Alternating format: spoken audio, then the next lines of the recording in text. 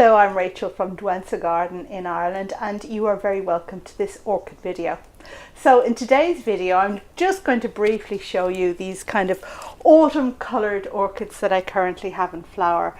3 of them, and don't they look so Halloween? And then I'm going to concentrate for the rest of the video on repotting Disa orchids. Now, as you may know, Disa orchids are one of my absolute favourites. I absolutely love them because they are so low maintenance and they flower so reliably in the conditions that I provide. It's a bit of a new departure for me because up until now I've been potting my Disa orchids in moss peat, but as we all know, we need to move away from using moss peat, and a viable alternative is sphagnum moss. So today we're going to adopt that new potting method with some of my Disa orchids, and we'll see how that goes. So let's get on with the video.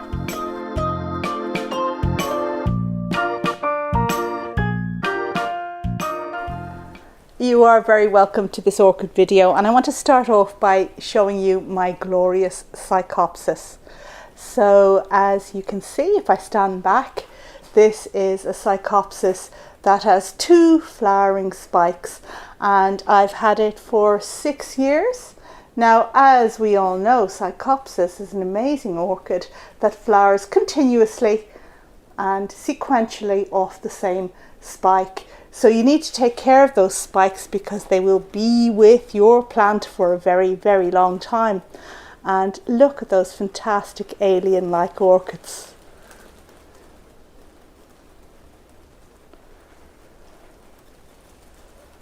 Now this one does need a bit of a repot, which I might do now because it does have a new growth coming up, which we can see in here, new growth. And it's in fairly good shape. Psychopsis, of course, have cardboard-like leaves, which is a feature as they say. I'm going to show you now a couple of clips I took of this orchid on a much sunnier day than this, when I put it out in front of the house and just showed these glorious blooms.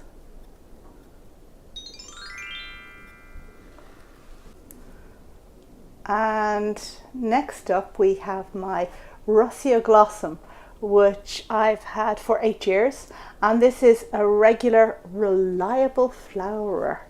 And look at those enormous flowers.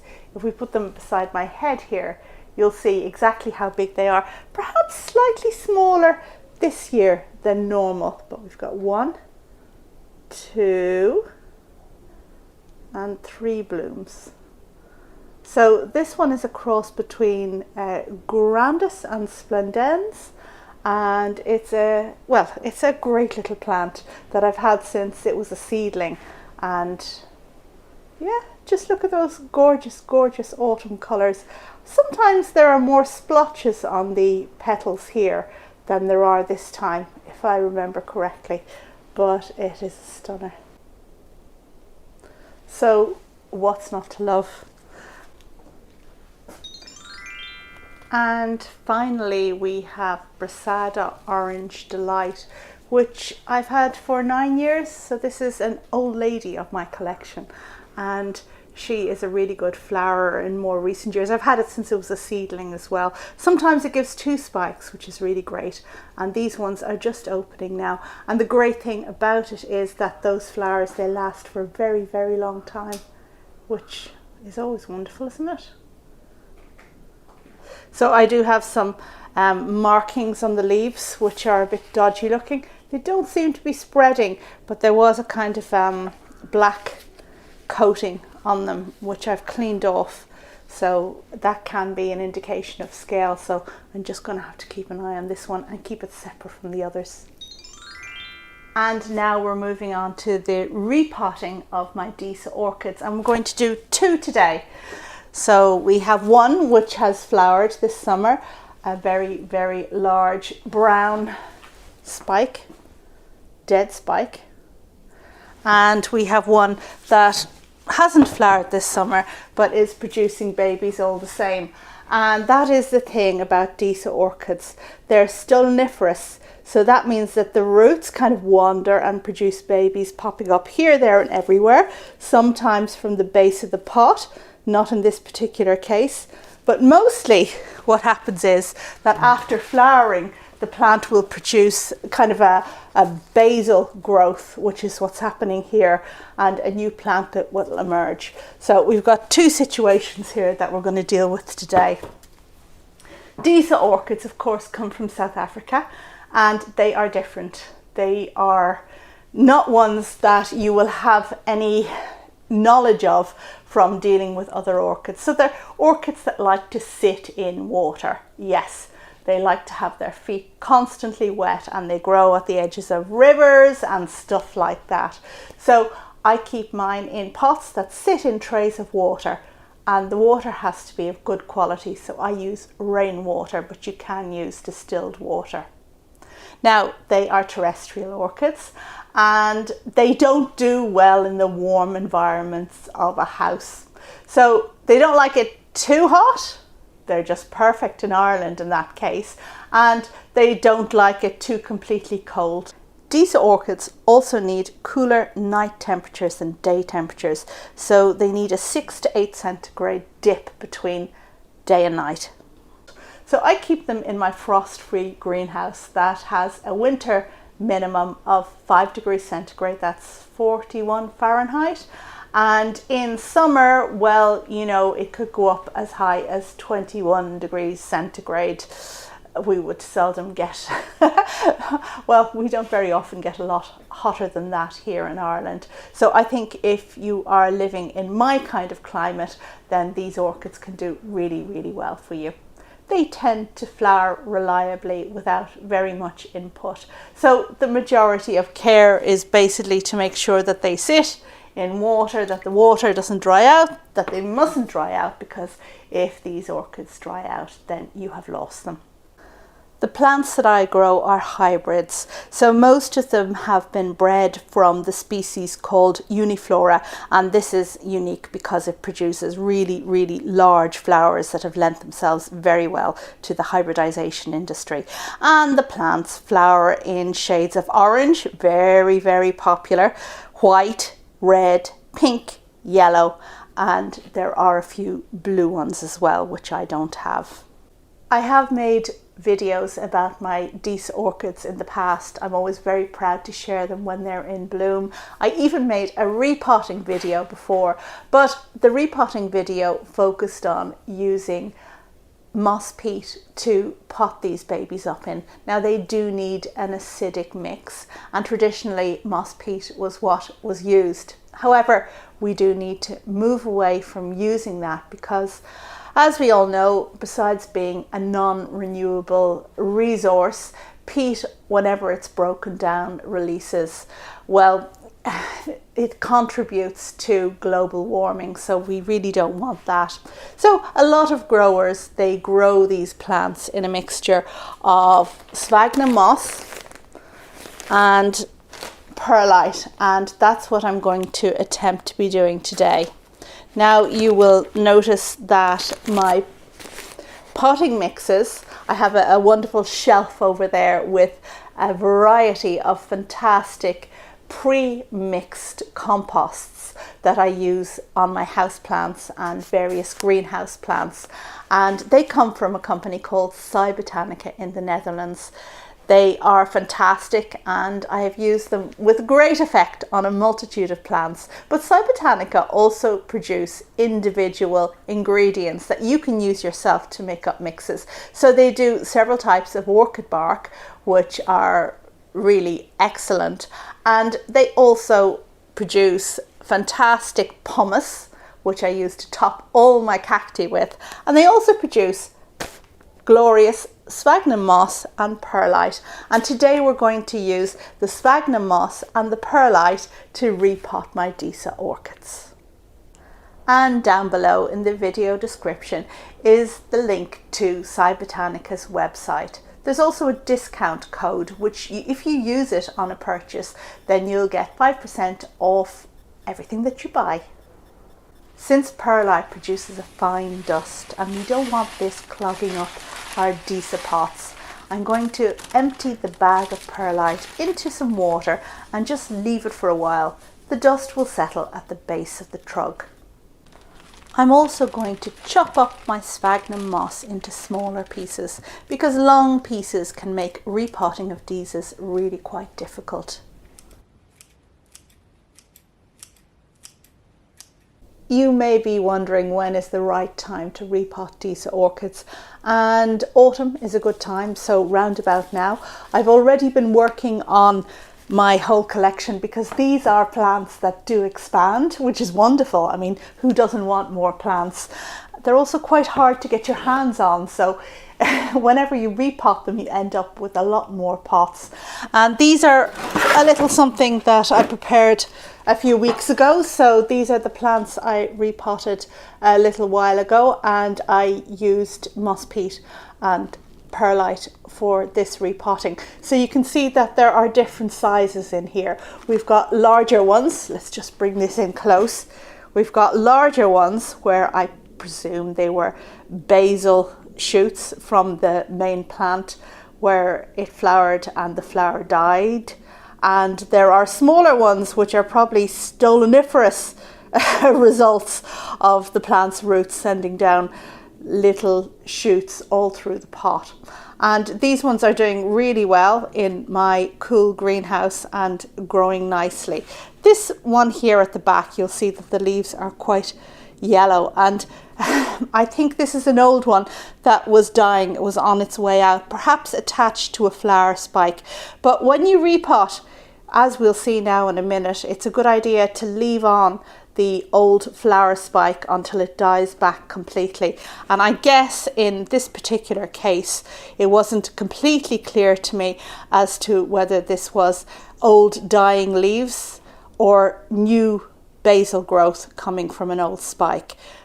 No spike here anymore because I guess I took it out at some stage. So yeah, you do need to take the spikes out when they die off completely, otherwise they may like rot the newly emerging shoots. But you can do that by just kind of reaching in the pot and worrying it out a bit. So that's my take on it anyway.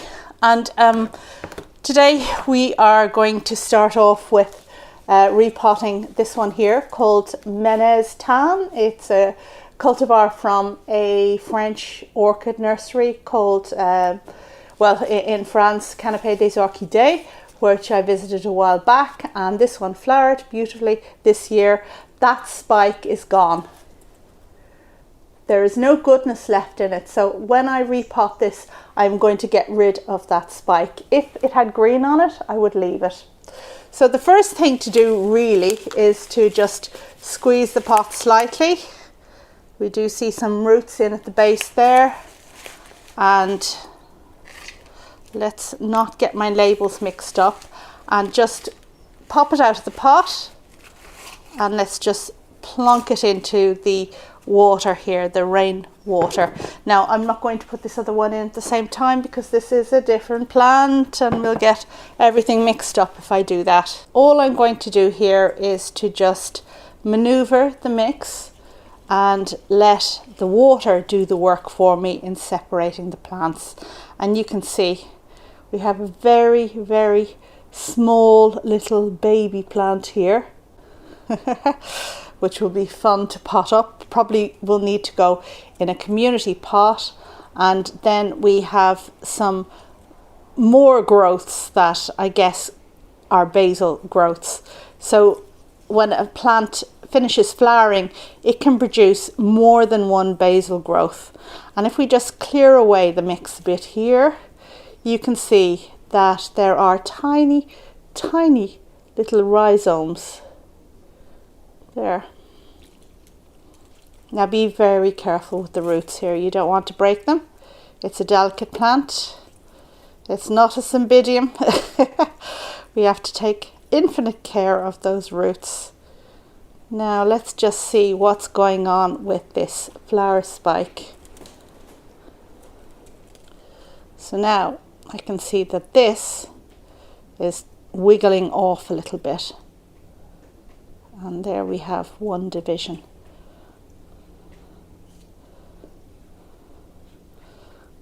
And that is a nice division with healthy roots. It's a decent size.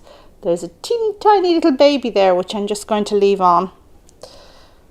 And I will pot those two up together. So let's just see what's going on over here. Now, ideally, you want to separate these out into separate pots, but if they're too teeny tiny, there's not much value in doing that. And certainly, please don't try and sell them to anyone, because it's not altogether clear as to whether they can survive until they begin to get going. I speak from experience. I've been sold teeny tiny weeny little silly things in the past, and especially if you're an inexperienced grower, they really don't last long. So there's another one, and here's the big one. Now this one is attached quite firmly to the spike, and I am going to take a view now and remove the spike. And there you can see this is what's left of the old plant, the old flower. And this is our pride and joy.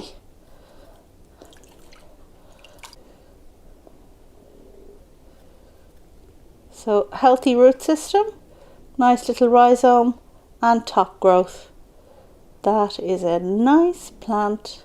Now let's talk about pot size and mix proportions. And you saw that my plants up until now have been potted in pots of approximately this size. And I'm not quite sure what that is, but I'm going to put them into 13 centimeter pots. That's 13 centimeters deep, these deeper ones, and I'll tell you why now in a minute. So I guess the previous ones are maybe about 10 centimeters deep. And the reason why I'm putting them in deeper pots now is because I am going to pot them up not just with sphagnum and with perlite, but also I'm going to put some pebbles down at the base. Now, if you read online, a lot of people talk about the difficulty of growing the Disa orchids in sphagnum, and rotting can be an issue. I certainly don't want that. And one trick that I've heard is to actually place pebbles to a quarter of the pot, and that should help to avoid rotting.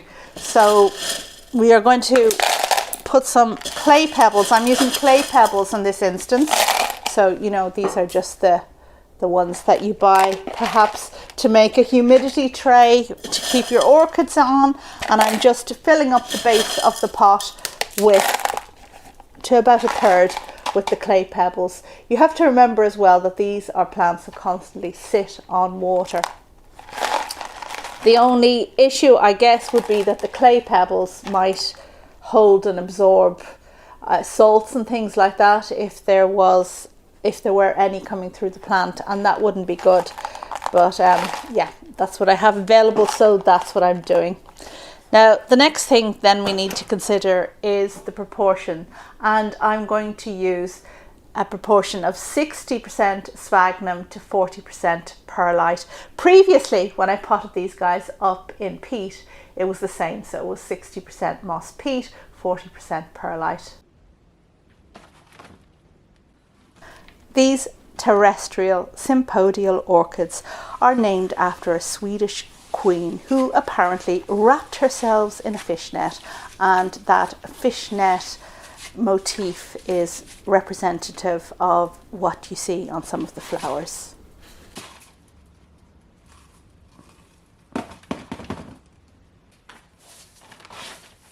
So it's 3 parts sphagnum and 2 parts perlite.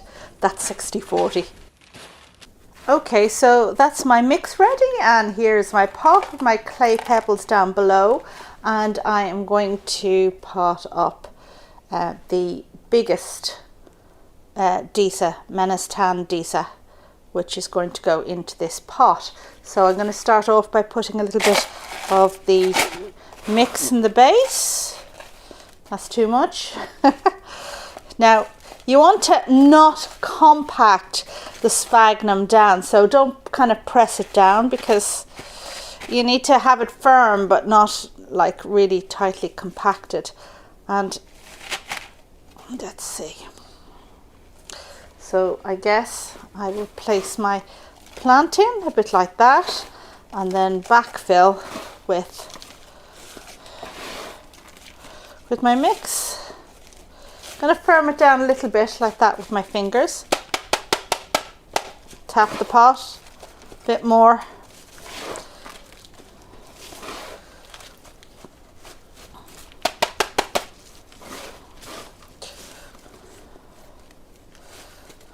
This feels so weird. I'm so used to doing this with peat that, yeah. Okay, I guess that is about. And then for the second pot, I guess I am going to use the next biggest Menistan Disa plant. This one has a little baby attached, but we won't hold that against it. And we're going to put the mix down at the base.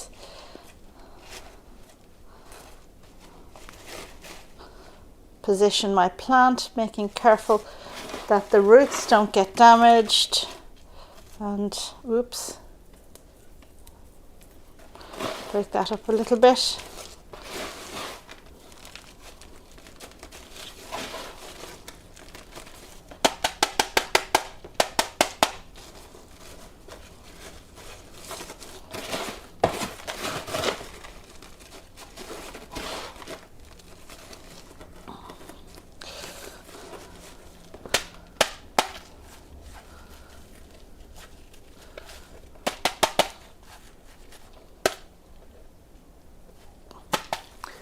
There. Smaller than the other one, but I think they'll do well in that pot size. And now finally I'm just going to water my plants in well. Hear that water running straight through, and hear that water falling on the roof of the greenhouse as well. Just neaten up the pots. Okay, let's place them in their tray. Now these have been placed in a little bit of water, but generally speaking during winter I sit them in less water just to kind of avoid rotting, so I'll keep them moist but I won't have them waterlogged. So now I've just gone and made the whole place just that bit soggier from demonstrating how to water the plants here on the table. Yuck. Okay, I have a bit more of potting to do and I'm going to leave you now because it's cold. I want to get on with it quickly and you're just slowing me down. So we will put these smaller ones probably in a community pot like you saw previously with the ones I'd potted on earlier. Thank you as always for watching. I hope you found this video useful, and if you do grow Disas and you grow them in sphagnum, I would be very interested in knowing whether you use pebbles at the base or not and what your recipe is. Thanks as always for watching, and that's it. Bye.